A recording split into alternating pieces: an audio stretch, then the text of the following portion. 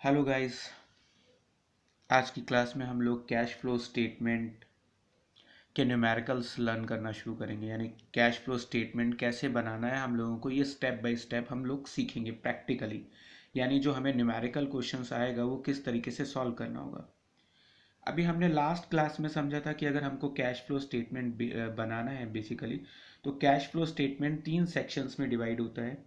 First section होता है cash flow from operating activities, second section होता है cash flow from finance investing activities and third section होता है cash flow from financing activities. अभी हम लोग जो आज की क्लास है उसमें हम पूरा कैश फ्लो स्टेटमेंट बनाना नहीं सीखेंगे। यानी हम कैश फ्लो स्टेटमेंट का छोटा छोटा पोर्शंस कवर करेंगे। हम अपनी अलग अलग क्लासेस फॉलो करेंगे। एक सेक्शन में हम लोग ऑपरेटिंग एक्टिविटी बनाना सीखेंगे, सेकंड सेक्शन में हम लोग सेकंड क्लास में basically investing and third class में हम लोग फाइनेंसिंग, और फिर फोर्थ क्लास और उससे ऑनवर्ड क्लासेस में हम पूरा कैश फ्लो स्टेटमेंट कैसे प्रिपेयर करें ये सीखेंगे।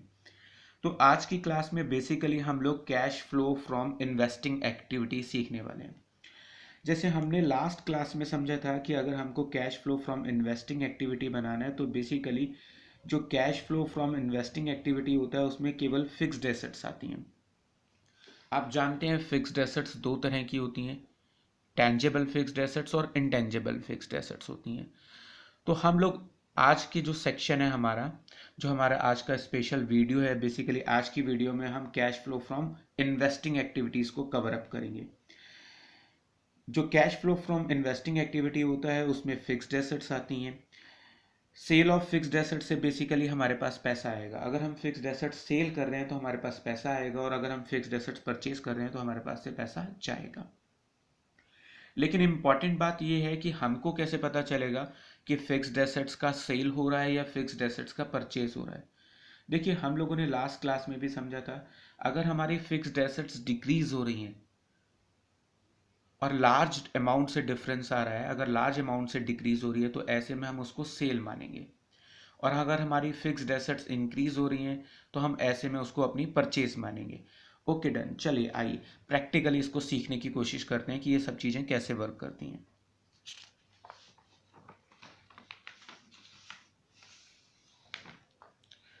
देखिएगा, आपको सिखाने के लिए मेरे पास अभी एक प्रॉब्लम 1 है जिसमें लिखा है प्रिपेयर इन्वेस्टिंग एक्टिविटीज़, और हमको यहाँ पर कुछ एसेट्स दी हैं like building, machine, furniture, car, investment, gross block.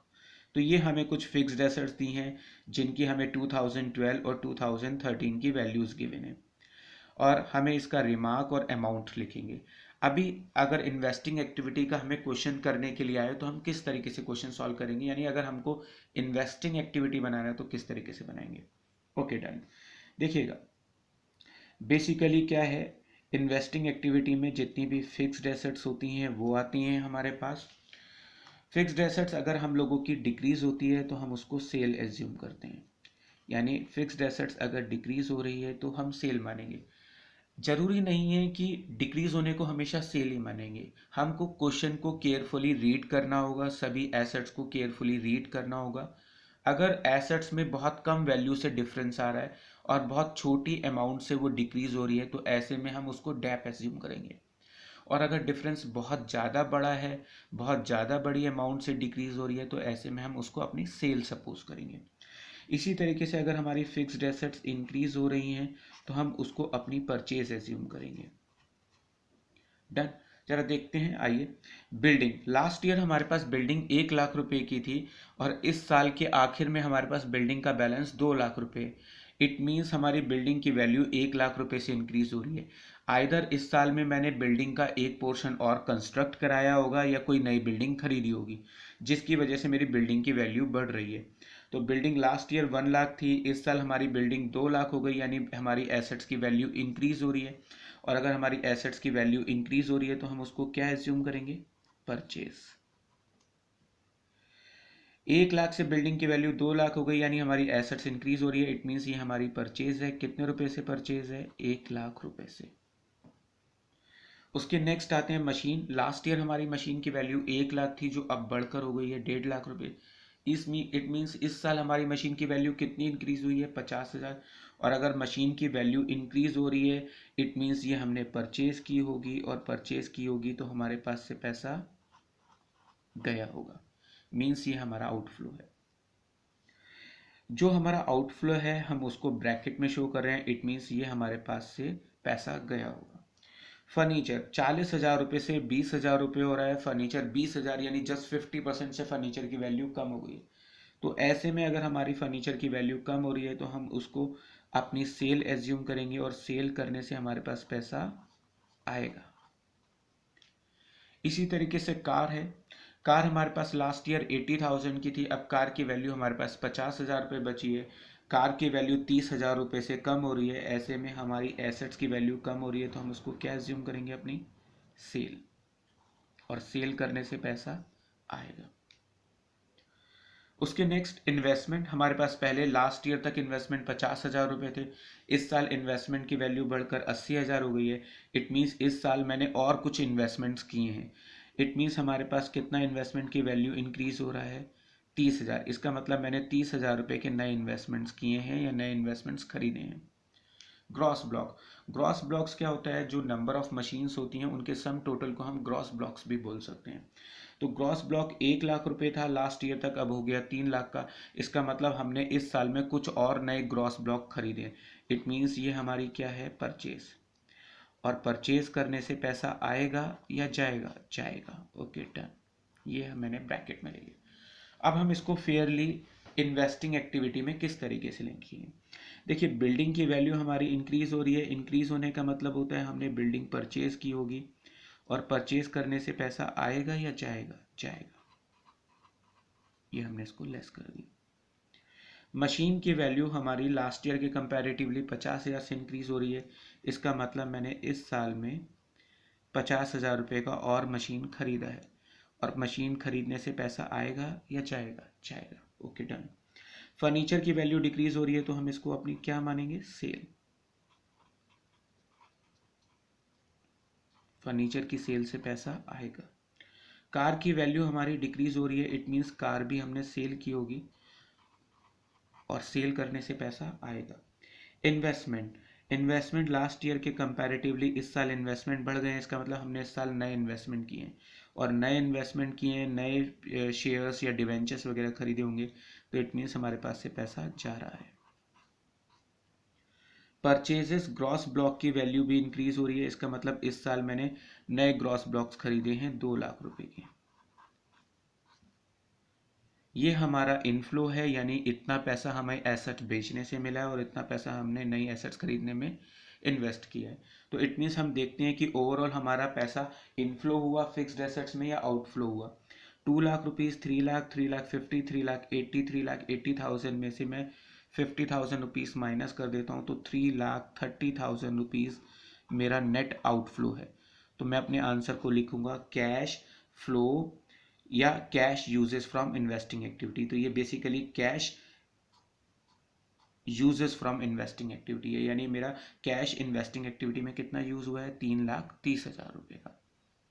तो गाइस इस एग्जाम्पल से आपको समझने में हेल्प मिलेगी कि अगर हमारी फिक्स्ड एसेट्स इंक्रीज हो रही हो तो हम उसको परचेज एज्यूम करेंगे, और फिक्स्ड एसेट्स अगर हमारी डिक्रीज हो रही हो तो हम उसको अपनी सेल एज्यूम करेंगे।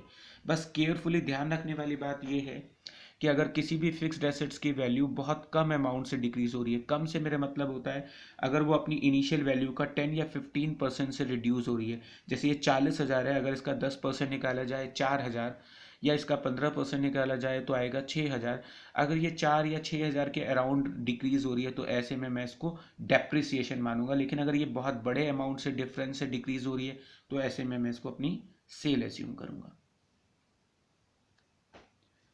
चलिए आइए गाइस, अभी हमारे पास एक और प्रॉब्लम है इन्वेस्टिंग एक्टिविटीज़ को समझने के लिए और बेटर तरीके से समझने के लिए। तो हम एक और एग्जाम्पल से समझने की कोशिश करते हैं इन्वेस्टिंग एक्टिविटीज़ को। अभी हमारे पास इस नई प्रॉब्लम में बिल्डिंग की वैल्यू दी हुई है, मशीन की वैल्यू दी हुई है, फर्नीचर की वैल्यू दी है, कार की वैल्यू दी है, इन्वेस्टमेंट की वैल्यू दी है, और इस बार हमारे पास इन्वेस्टमेंट के आगे रेट भी मेंशन है।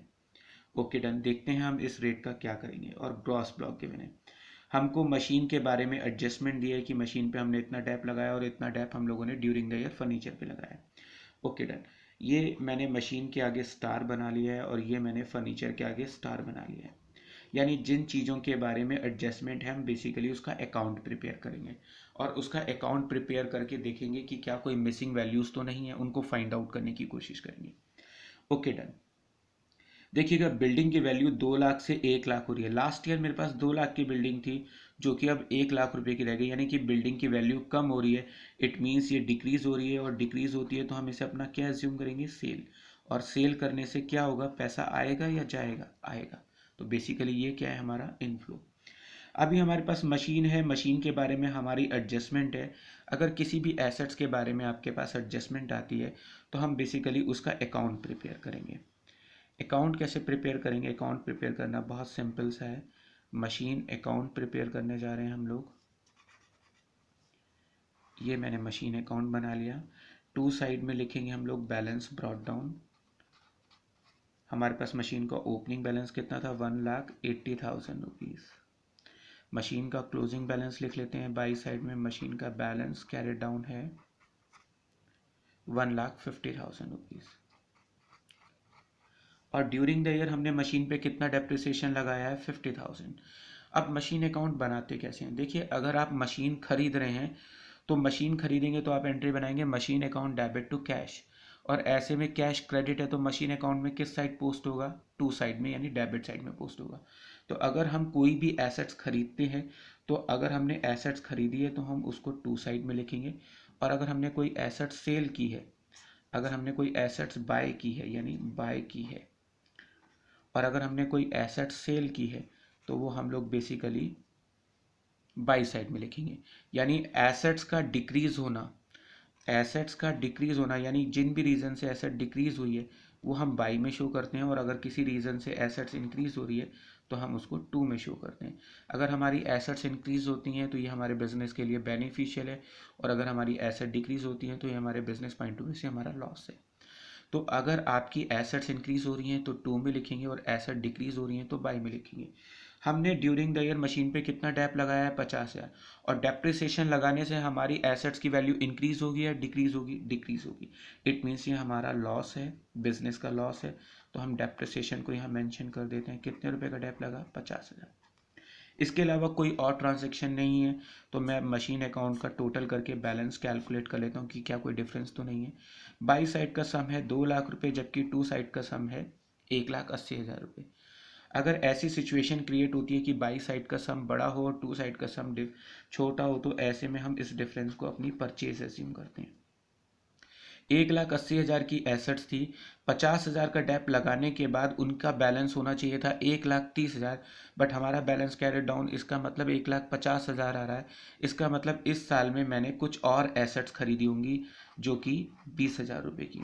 इट मीन्स इस साल मैंने कितने रुपए का एसेट्स खरीदा है, 20,000। ये मेरी बैलेंसिंग फिगर है, 2 लाख माइनस 1,80,000 यानी 20,000। इसका मतलब मैंने इस साल में 20,000 रुपये का एसेट्स परचेज किया है। Okay done. अगर आपका बाई साइड का सम आता है ज़्यादा बड़ा तो हम परचेज मानेंगे, और अगर टू साइड का टोटल बड़ा आता है तो आइदर हम उसे अपनी डैप या फिर सेल मानेंगे। Okay done. अभी हमारे पास एक और पॉइंट है फर्नीचर, उसके बारे में भी हमारे पास एडजस्टमेंट है। आइए हम फर्नीचर का भी अकाउंट बना लेते हैं। फर्नीचर का अकाउंट बनाते हैं। टू साइड में मैं लिख लेता हूँ बैलेंस ब्रॉट डाउन। बेसिकली मेरे पास फर्नीचर का बैलेंस दिया हुआ है, स्टार्टिंग बैलेंस दिया है 80,000 रुपये। बाई साइड में मैं लिख लेता हूँ बैलेंस कैरेट डाउन जो कि मेरे पास है 40,000 रुपीज़। ड्यूरिंग द ईयर हमने फर्नीचर पे कितना डेप लगाया है, ड्यूरिंग द ईयर फर्नीचर पे हमने डेप लगाया है 20,000 रुपीज़ का। डेप लगाया 20,000 का। डेप्रिसिएशन लगाने से हमारी एसेट्स की वैल्यू रिड्यूस होगी, यानी ये बिजनेस का लॉस है हमारा। अब इस साइड का हम सम करते हैं तो हमारा टू साइड का टोटल 80,000 है जबकि बाई साइड का टोटल 60,000 है। यानी अगर हमारा डेबिट साइड बड़ा आता है तो क्रेडिट साइड में या तो हम डेप मानेंगे या फिर सेल मानेंगे। हमें ऑलरेडी डेप दे रखा है तो अब हम इस डिफरेंस को अपना क्या मान लेंगे, सेल। इट मीन्स हमने 20,000 रुपीज़ का फर्नीचर सेल कर दिया। टोटल इक्वल हो गया 80,000। तो हमारे मशीन अकाउंट में बाई साइड का टोटल बढ़ा था। अगर आपका बाई साइड का सम बढ़ा है तो डिफरेंस को हम अपनी परचेज एज्यूम करते हैं, और अगर हमारा टू साइड का सम बढ़ा है तो आइदर हम उसको डैप या सेल एज्यूम करेंगे। अगर हमें क्वेश्चन में सेल गिवन है तो हम उसको डैप मानेंगे, और डैप गिवन है तो डिफरेंस को हम अपनी सेल मानेंगे। तो इट मीन्स फर्नीचर में हम लोगों ने कितना सेल हुआ है, हमारा 20,000 रुपये का, और सेल होने से पैसा आएगा। नेक्स्ट पॉइंट है कार। इसके बारे में एडजस्टमेंट नहीं है कोई भी, तो हम इसका डिफरेंस सीधा सीधा लिख लेते हैं। कार 60,000 से 1 लाख हो गई, कार की वैल्यू इंक्रीज हो रही है, तो हम इसको अपने क्या एज्यूम करेंगे, परचेज। और परचेज करने से पैसा आएगा या जाएगा, जाएगा। इन्वेस्टमेंट हम लोगों को 70,000 रुपीज़ के दिए हैं, और बाद में उनकी वैल्यू कम होकर 20,000 रह गई है। यानी इसका मतलब इन्वेस्टमेंट की वैल्यू कम हो रही है, इसका मतलब ये हमने सेल किए होंगे, और सेल करने से हमारे पास क्या होगा, पैसा आएगा। अब ऐसे में अगर इन्वेस्टमेंट के आगे रेट लिखा हुआ है, कोई रेट मेंशन होता है, तो इसका मतलब ये हुआ कि मैंने अपना जो पैसा है वो ऐसी सिक्योरिटीज़ या ऐसी जगह पे इन्वेस्टमेंट किया है जहां पर मुझे 10% का रेट ऑफ इंटरेस्ट मिलेगा। यानी जो पैसा मैंने इन्वेस्ट किया हुआ है मुझे उस पर कितना परसेंट इंटरेस्ट रिसीव होगा, 10% का इंटरेस्ट रिसीव होगा। अब बात आती है कि ये जो 10% इंटरेस्ट है ये किस पर कैलकुलेट करेंगे। देखिए, अगर कभी भी आपको कोई रेट मेंशन हो किसी फिगर के आगे, तो वो रेट जो भी हमको कैलकुलेट करना होगा वो हमेशा ओपनिंग बैलेंस पे करना होगा। यानी अगर मुझे 10% का इंटरेस्ट मिला है तो मैं इसे किस बैलेंस पे एज्यूम करूँगा, ओपनिंग बैलेंस पे। यानी हम लोग जो भी परसेंटेज कैलकुलेट करनी होती है, और अगर हमारे पास उसके बारे में कोई एडिशनल इन्फॉर्मेशन गिवन नहीं है, तो हम उस रेट को हमेशा ओपनिंग बैलेंस पे कैलकुलेट करेंगे। तो 70,000 का 10% मुझे कितना इंटरेस्ट रिसीव होगा, 7,000 रुपये का। यानी मुझे इसके अलावा इसमें 7,000 रुपये का इंटरेस्ट भी रिसीव हुआ होगा। इसके अलावा ग्रॉस ब्लॉक 2 लाख से 1,50,000 रुपये हो रहे हैं। ग्रॉस ब्लॉक की वैल्यू डिक्रीज हो रही है, और अगर एसेट्स की वैल्यू डिक्रीज होती है तो बेसिकली हम उसको अपना क्या मानते हैं, सेल। डन। चलिए आइए इसको प्रॉपर वे में कैसे लिखेंगे। बिल्डिंग की हमारी सेल है 1 लाख रुपए की। मशीन से हमारी परचेज हुई है, जो कि हमने अकाउंट बनाकर बैलेंसिंग फिगर से कैलकुलेट किया था। तो मशीन की परचेज से हमारा कितना आउटफ्लो हुआ है, 20,000 रुपये का। फर्नीचर 80,000 से 40,000 है, फर्नीचर की वैल्यू डिक्रीज हो रही है, हमने इसका अकाउंट बनाया था, और अकाउंट बनाकर हमारी सेल फाइंड आउट हुई थी। तो फर्नीचर की सेल से बेसिकली हमें कितना पैसा रिसीव हुआ है, 20,000 रुपये। कार की वैल्यू है जो कि हमारी 60 से 1 लाख है, यानी कार की वैल्यू इंक्रीज हो रही है, तो हम इसको अपना क्या मानेंगे, परचेज, और परचेज से पैसा जाएगा। इन्वेस्टमेंट की वैल्यू डिक्रीज हो रही है, तो वो हमारे लिए क्या है, सेल है। तो ये मुझे इन्वेस्टमेंट की वैल्यू से, सेल से इतना पैसा मिला है। इसके अलावा मुझे इंटरेस्ट कितना रिसीव हुआ होगा, इंटरेस्ट ऑन इन्वेस्टमेंट। मुझे इंटरेस्ट ऑन इन्वेस्टमेंट कितना रिसीव हुआ होगा, 7,000 रुपये। तो ये भी मेरी इनकम है। ग्रॉस ब्लॉक की वैल्यू भी डिक्रीज हो रही है, तो ऐसे में मैं उसको अपनी क्या एज्यूम कर लूँगा, सेल।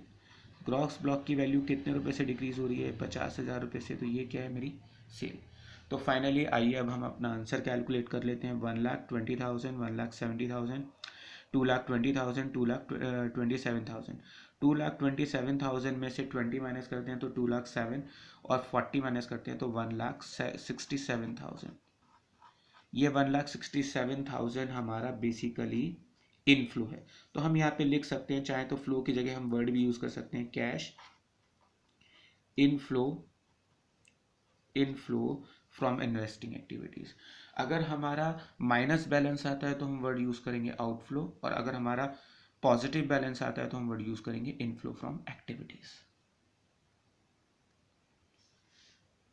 चलिए आइए गाइस, अब हम अपनी प्रॉब्लम नंबर 3 की तरफ बढ़ते हैं। यानी हम थोड़ा सा और इसका डिफ़िकल्टी लेवल चेक करते हैं कि इन्वेस्टिंग एक्टिविटी में और कितना डिफ़िकल्टी लेवल आ सकता है। Okay done. अभी हमारे पास जो प्रॉब्लम नंबर 3 है उसमें हमको एक बिल्डिंग की वैल्यू गिवन है, मशीन की value, furniture, car, investment, again हमें इन्वेस्टमेंट है, और उसके आगे एक रेट मेंशन है। इसके अलावा ग्रॉस ब्लॉक गिवन है हम लोगों को। Depreciation on building during the year कितना लगा है, 30,000 का। Costing 90,000 building on which accumulated depreciation was rupees 20,000 sold for rupees 50,000। इस बार हम लोगों को डेप्रिसिएशन के अलावा भी एसेट्स की एक और एडजस्टमेंट दी है। तो ऐसे में अब हम चेक करेंगे कि इस कंडीशन में हम कैसे अकाउंट प्रिपेयर करेंगे। तो हमारा बिल्डिंग के बारे में एक एडजस्टमेंट है, तो इसका मतलब हमने उसके ऊपर स्टार लगा लिया ताकि हमको याद रहे कि हमें बिल्डिंग का अकाउंट प्रिपेयर करना है। ओके राइट, चलिए आइए गाइस।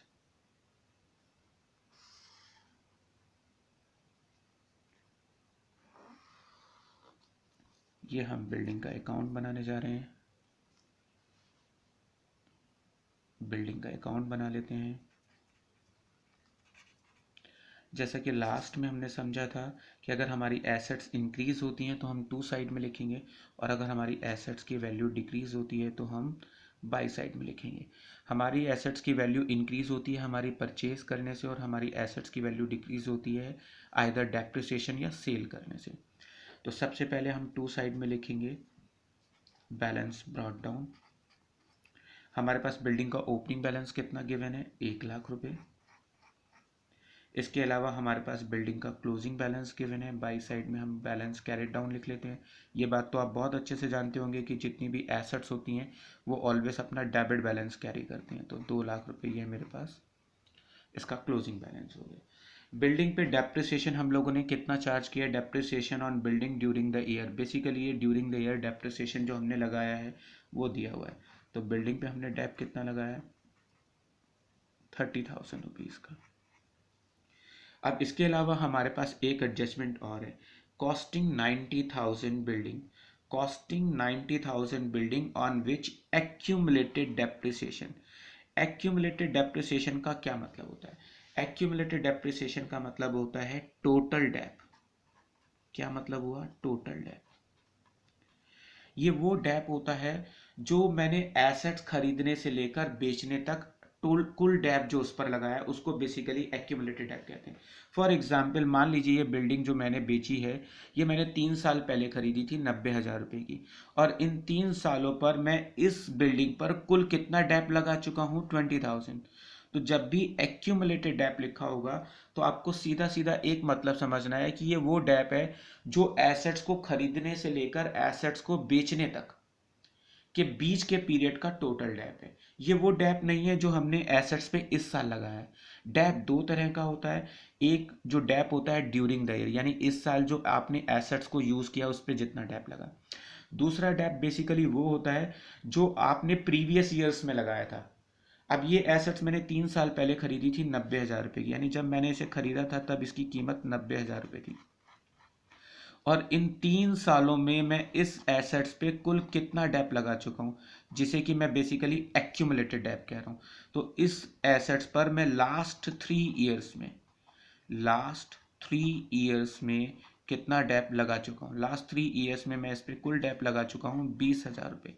और 20,000 रुपये का डेप घटाने के बाद इसकी जो प्रेजेंट वैल्यू, जिसे मैं बुक वैल्यू भी कह सकता हूँ, आइदर मैं इसे प्रेजेंट वैल्यू कह लूँ या बुक वैल्यू कह लूँ, या इसे रिटर्न डाउन वैल्यू भी कह सकते हैं। तो 90,000 की एसेट्स में मैं प्रीवियस 3 ईयर्स में टोटल कितना डेप लगा चुका था, 20,000 रुपये का। तो कितना बचा बैलेंस, 70,000।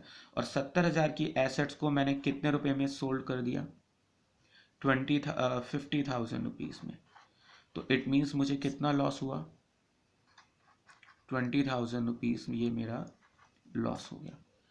मीन्स मेरे को 90,000 की एसेट्स थी जिस पर लास्ट 3 ईयर्स में मैं 20,000 रुपये का डेप लगा चुका था। 70,000 की एसेट्स को मैंने 50,000 में बेचा और मुझे बेचने में लॉस कितना हुआ, 20,000 का।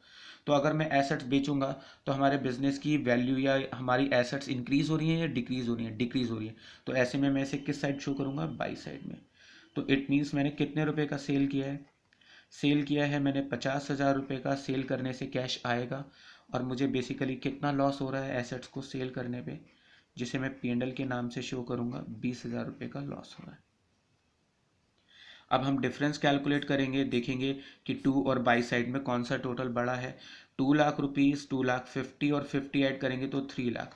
बाई साइड का टोटल बड़ा है। अभी हमने लास्ट टॉपिक में सीखा था, लास्ट प्रॉब्लम में, कि अगर बाई साइड का टोटल बड़ा हो तो टू साइड में हम बैलेंसिंग फिगर को अपने क्या एज्यूम कर लेते हैं, परचेज।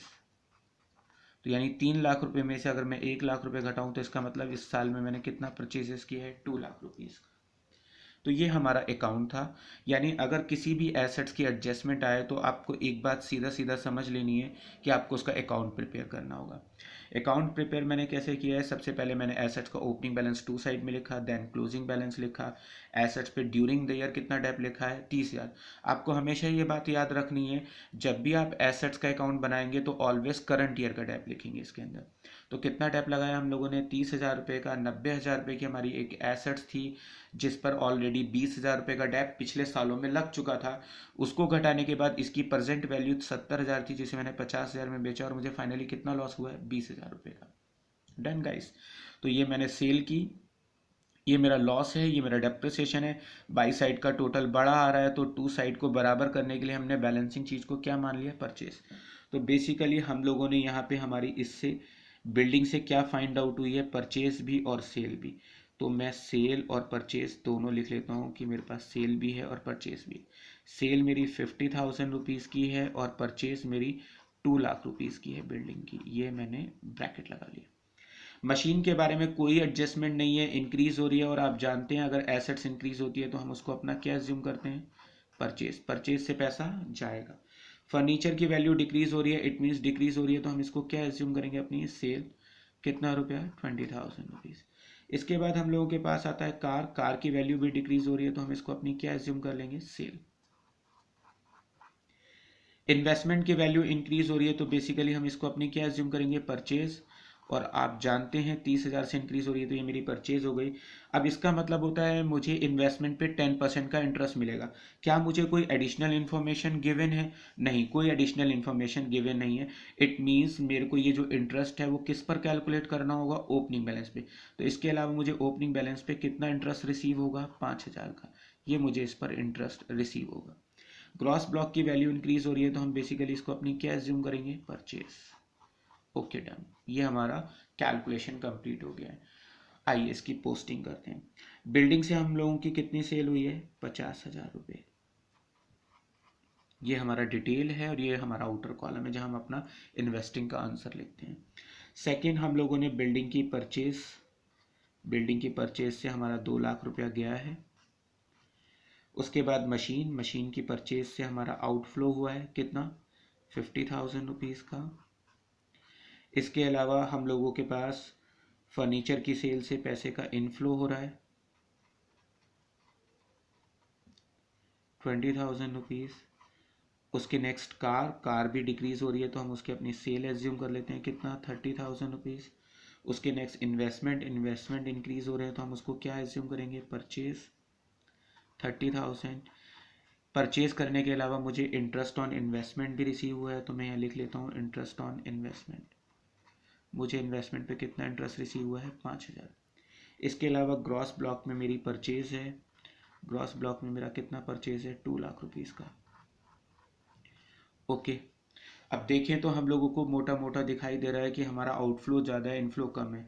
तो मेरे पास 50, 70, 1 लाख, 1,05,000 रुपीज़ अराउंड इनफ्लो है और मेरा जो आउटफ्लो है वो 2 लाख रुपये, 4 लाख रुपये, 4,80,000। अगर मैं 4,80,000 में से 1 लाख माइनस करूँ तो 3,80,000 और 5,000 और माइनस कर दूँ तो 3,75,000 रुपये मेरा आउटफ्लो आ रहा है। 3,75,000 इज माई आउटफ्लो।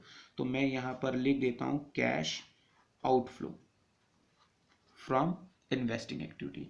तो अगर हमारा आंसर माइनस में आएगा तो हम टर्म यूज करेंगे आउटफ्लो और अगर हमारा आंसर पॉजिटिव आएगा तो हम टर्म यूज करेंगे इनफ्लो। तो गाइस, आपको बेसिकली हम लोगों के बारे में अगर इन्वेस्टिंग एक्टिविटीज़ होती है तो उसके बारे में हमारी एसेट्स की एडजस्टमेंट आएगी और अगर कभी भी एसेट्स की एडजस्टमेंट आए तो आपको समझ लीजिए उसका अकाउंट बनाना है। बेसिक इंपॉर्टेंट बात यह है कि कोई भी एसेट्स अकाउंट अगर आप बनाएंगे तो टू साइड में वो वैल्यू लिखेंगे जिसकी वजह से आपकी एसेट्स इंक्रीज हो रही है और बाई साइड में हम वो चीज़ें लिखते हैं जिनकी वजह से हमारी एसेट डिक्रीज हो रही है। अगर हम एसेट्स खरीदेंगे तो बेसिकली हमारी एसेट्स की वैल्यू इंक्रीज होगी और अगर हमारी एसेट्स की वैल्यू हमने सेल की है या हमने उस पर डैप लगाया तो एसेट्स की वैल्यू डिक्रीज होगी। अगर बाई साइड का सम बड़ा आता है तो हम परचेज मानेंगे और कभी टू साइड का टोटल बड़ा आ जाए तो आइदर या तो हम उसे डैप एज्यूम करेंगे या फिर हम उसको अपनी सेल एज्यूम करेंगे। चलिए आइए गाइस हम लोग अपनी नेक्स्ट प्रॉब्लम की तरफ आते हैं, प्रॉब्लम नंबर 4। अब हम इसको और बेटर वे में समझने की कोशिश करते हैं, देखते हैं कि कुछ ऐसा नहीं हो कि छूट जाए हम लोग, और खुद से जब हम क्वेश्चन प्रैक्टिस करें तो फिर हमको प्रॉब्लम आए कि यार ये चीज़ कैसे डील होगी। तो हम कोशिश करें कि एक एक स्टेप्स को कवर करते हुए चलें, ठीक है। आइएगा, हमारे इस प्रॉब्लम में अगेन बिल्डिंग है, मशीन है, फर्नीचर है, कार है, इन्वेस्टमेंट है, इन्वेस्टमेंट के आगे रेट भी है। अब आपको समझ में आ गया होगा कि इस रेट को कैसे डील करना है। ग्रॉस ब्लॉक दिया हुआ है, इस बार हमको ग्रॉस ब्लॉक पे कितना डेप्रिसिएशन लगाया है, 40,000 का। 1 लाख के ग्रॉस ब्लॉक थे जिसपे इतना एक्यूमुलेटेड डेप लग चुका था, और फाइनली हमने उसे 100% प्रॉफिट पे बेच दिया। इस बार हमको प्रॉफिट और लॉस परसेंटेज में गिवन है, जबकि लास्ट टाइम में हमको सेल वैल्यू गिवन थी। तो आइए, हम लोगों के पास ग्रॉस ब्लॉक के बारे में एडजस्टमेंट है, तो हम क्या करेंगे, उसका अकाउंट प्रिपेयर करेंगे। तो आइए पहले अकाउंट ही प्रिपेयर करते हैं। ये हम ग्रॉस ब्लॉक का अकाउंट प्रिपेयर कर लेते हैं। ग्रॉस ब्लॉक अकाउंट, आप जानते हैं बाई साइड में हम वो चीज़ें लिखते हैं जिनकी वजह से हमारी एसेट्स की वैल्यू डिक्रीज हुई हो, और टू साइड में हम वो वैल्यूज़ लिखते हैं जिनसे हमारी एसेट्स की वैल्यू इंक्रीज हुई हो। यहाँ पे हम टू साइड में लिखेंगे balance brought down. Gross block का ओपनिंग बैलेंस कितना गिवन है, 2 लाख। जितनी भी एसेट्स होती हैं उनका डेबिट बैलेंस होता है। बाई साइड में हम लिखेंगे बैलेंस कैरेट डाउन, कितना है, 1,50,000 rupees. Done. Depreciation on gross block कितना लगा है, 40,000 का, यानी ड्यूरिंग द ईयर हमने ग्रॉस ब्लॉक को जो यूज़ किया होगा उससे कितनी वैल्यू उसकी रिड्यूस हो गई है, 40,000 रुपये। तो ये हमारा क्या है, डेप्रिसिएशन। अब हम नेक्स्ट मूव पे आते हैं, कॉस्टिंग। कॉस्टिंग का मतलब होता है जब मैंने ये ग्रॉस ब्लॉक खरीदे थे तब, जब मैंने ये ग्रॉस ब्लॉक खरीदे थे तब उनकी कॉस्ट कितनी थी, 1 लाख रुपये। कॉस्ट का मतलब ओरिजिनल वैल्यू से होता है। तो हमारे ग्रॉस ब्लॉक की जो ओरिजिनल कॉस्ट थी वो 1 लाख थी, विच एक्यूमुलेटेड डेप्रिसिएशन, अभी मैंने समझाया एक्यूमुलेटेड डेप्रिसिएशन क्या होता है। एक्यूमुलेटेड का मतलब होता है टोटल डेप, वो टोटल डेप जो आपने प्रीवियस ईयर्स में उस एसेट्स के ऊपर लगाया है। मान लीजिए ग्रॉस ब्लॉक मैंने 5 साल पहले खरीदे थे, तो इन बीते 5 सालों में मैंने इसको यूज़ किया है, और यूज़ करने से इनकी जो वैल्यू है वो डिक्रीज हो गई होगी। तो इसका पिछले 5 सालों में कुल कितना डेप लग चुका है, 50,000 रुपये का। इट मीन्स ये जो एक्यूमुलेटेड डेप है, ये प्रीवियस ईयर में इस एसेट्स पे जो हम लोगों ने लास्ट 5 ईयर्स में जो इस पे डेप लगाया, ये उसका टोटल दिया हुआ है। तो लास्ट 5 ईयर्स में हम कितना डेप लगा चुके हैं इस पर, 50,000 का।